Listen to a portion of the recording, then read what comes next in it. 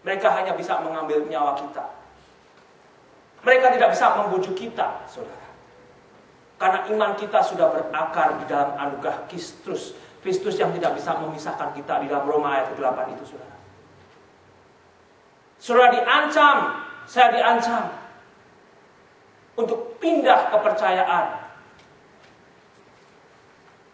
Itu hanya memberikan satu gambaran.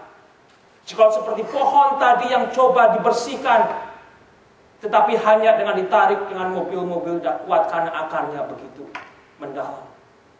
Hanya bisa diangkut semuanya sampai akar-akarnya, saudara. Sanggupkah saya dan saudara juga?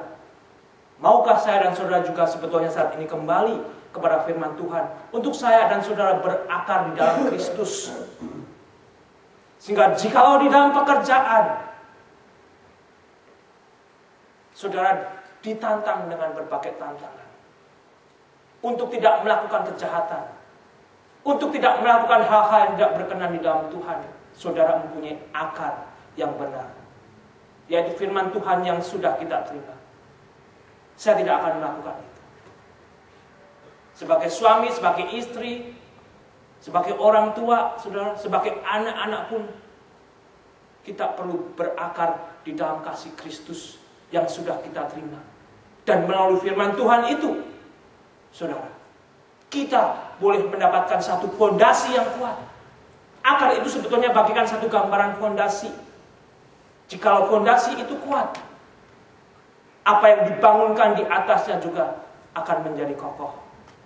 Itu sebetulnya juga tidak bisa dilihat secara fisik.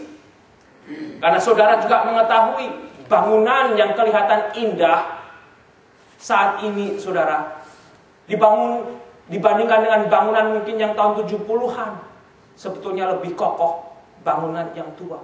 Karena mereka masih memikirkan benar-benar bagaimana memberikan satu fondasi yang baik. Muka saya dan muka saudara tidak bisa dijadikan satu jaminan bahwa kita memiliki satu fondasi yang baik, yang kuat, yang berakar, yang kokoh. Itu mungkin hanya bisa diuji jikalau tsunami datang. Itu hanya bisa diuji jikalau segala sesuatu yang keras itu menerpa dan menimpa. Jikalau saya dan saudara tidak berakar di dalam Kristus dan tidak dibangun di dalam anugerahnya, kembali saudara, dunia ini begitu keras. Dunia ini begitu ingin menarik kita kepada kegelapan. Dunia ini begitu ingin membuyarkan iman yang oleh Rasul Paulus dikatakan sudah kamu terima melalui berita Injil yang sudah dibawa di antara kamu. Yang saat ini juga saya yakin yang sudah kalian terima, yang sudah saya terima. Saudara keluar 6 hari kemudian, saudara akan mengalami, entahkah itu badai-badai yang kecil, entahkah itu badai-badai yang kencang.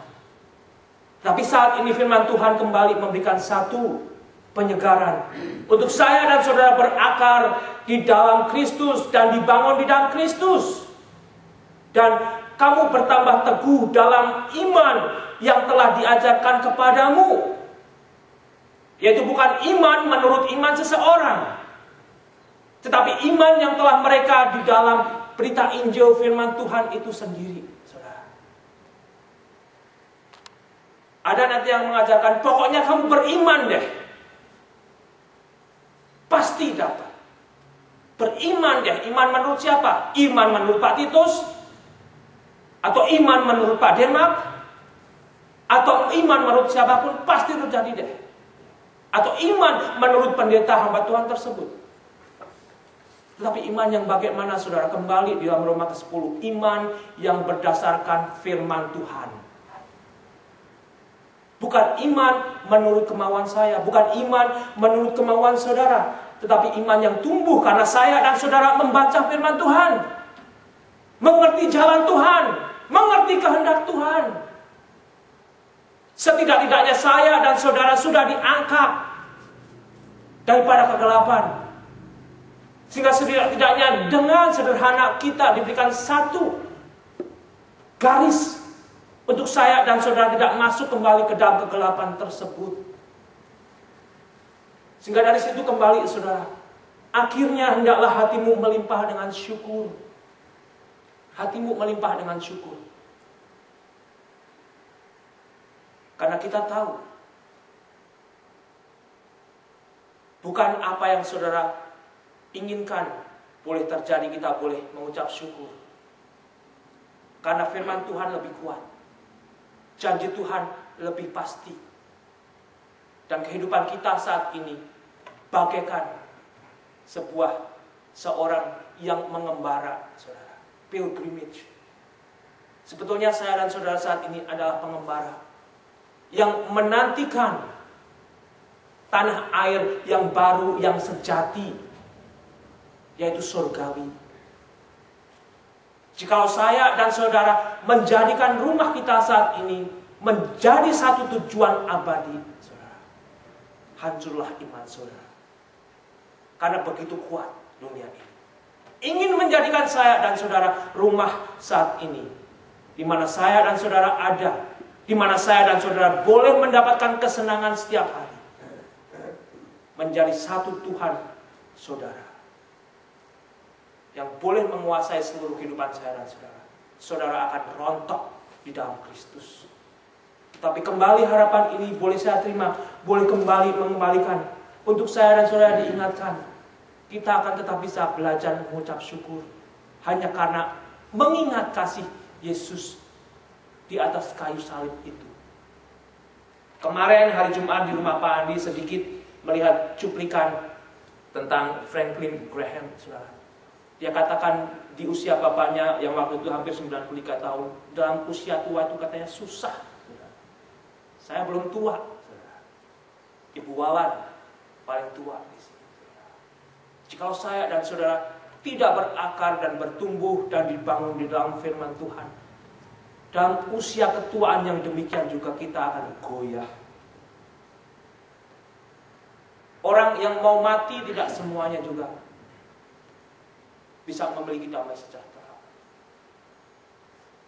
Tapi hanya firman Tuhan yang nantinya boleh bertumbuh dan berakar di dalam diri kita.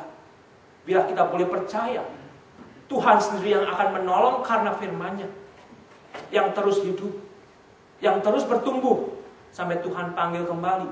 Kita pulang ke tanah air yang abadi, saudara.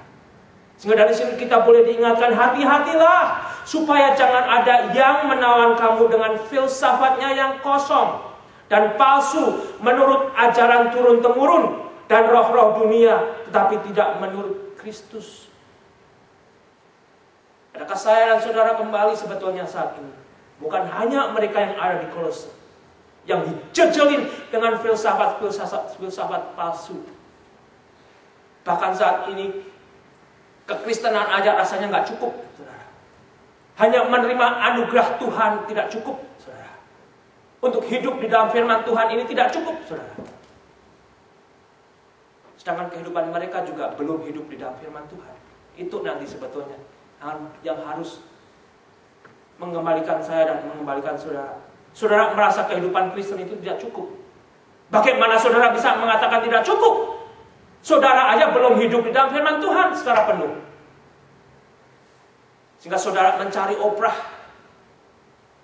Saudara mencari guru-guru lain, saudara, yang mencampur adukan berbagai macam penganutan agama itu, sehingga seolah-olah setelah dicampur jadi satu, Anda menjadi superior.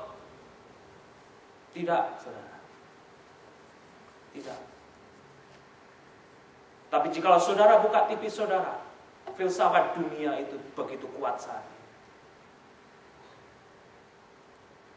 Tapi jikalau saudara kembali kepada firman, sebetulnya Kristus itulah segala-galanya. Allah pencipta sendiri, saudara, yang sudah turun ke dalam dunia untuk memberikan kasih-Nya, menjelma sebagai manusia dan mati di atas kayu salib.